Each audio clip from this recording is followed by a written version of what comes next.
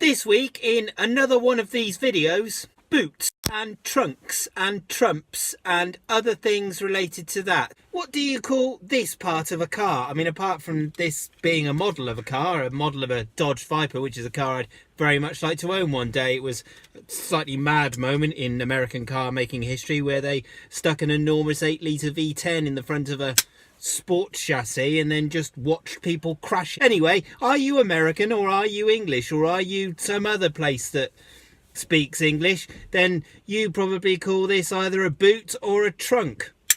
As usual, you're all correct. You see, as we've talked about before, language can be used to exclude or include. Every time I go to the States, I'd spend way too much time making selfish jokes about what stuff should be called versus what it's called over there. But actually, I think if I was there for any actual period of time, I'd probably settle into the local culture and end up calling things like that a trunk, unless I was speaking to a fellow English speaker. You wouldn't, however, ever catch me saying aluminum instead of aluminium because, well, you can have almost all of me, Sergeant Sam, Uncle America, but you can't have that last inch, you can't have aluminium. So why do we call it different names?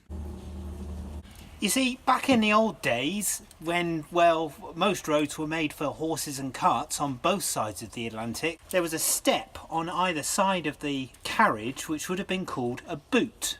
Sometimes these boots, these steps, doubled as storage lockers, but most of the time they were just steps. There's a couple of explanations for this step being called a boot, and the first one is that it's a corruption of the word for box in French, which I can't say because I haven't looked it up for this particular video, but I think it's boîte. If you're French and you're massively offended by this video, then I apologise. The second explanation comes, well, courtesy of a writer whose name I haven't put in the script. This is going well, isn't it? All of the links will be posted below as usual, who basically said that the step looked like a boot, which, I mean, no.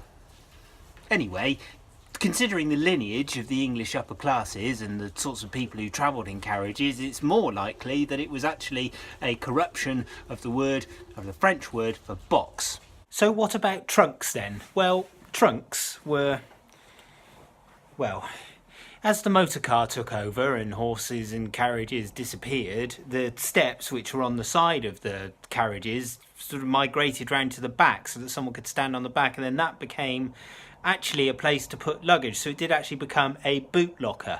You see, the first couple of decades of making cars, they didn't really, well, most of them didn't really have what we'd recognise as a boot or a trunk today. What they actually had was, they didn't have an aperture in the body that you could pull open, and then there would be a place inside of the body that you could put stuff. There would have to be a case or a trunk on the back, and this was usually an option that you paid extra for. Now, even the most English of English speakers would call a large case that you perhaps stuck under the bed or was up in the attic or was in an airport or something, I don't know, something big that you put stuff in it, you'd still call that a trunk. But here in English land, we continue to call the back bit of a car where you stuck luggage a boot, and in the United States, which is in America, they continue to use the word trunk, which is a word that I've said quite a lot just now. But then you find yourself asking questions like, what is a trunk and where does it come from and why is it a body part and also a part of a tree and also a case that you put things in and also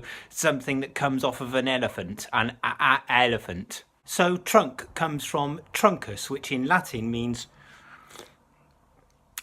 body or the trunk of a tree. And by the 15th century, oh, it's just perfect, that's really good.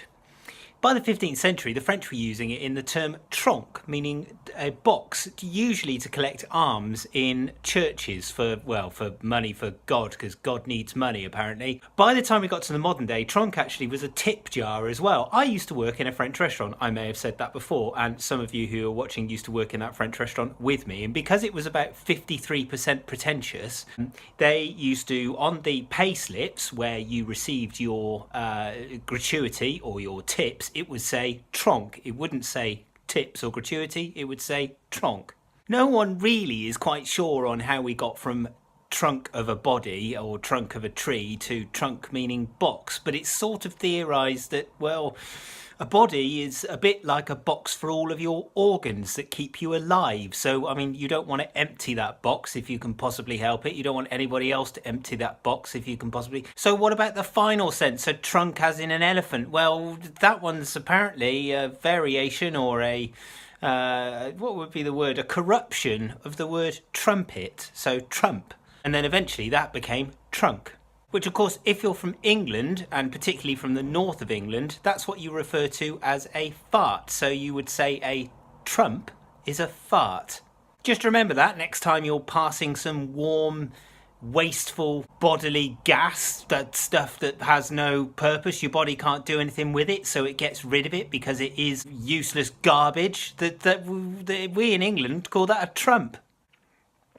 Lovely.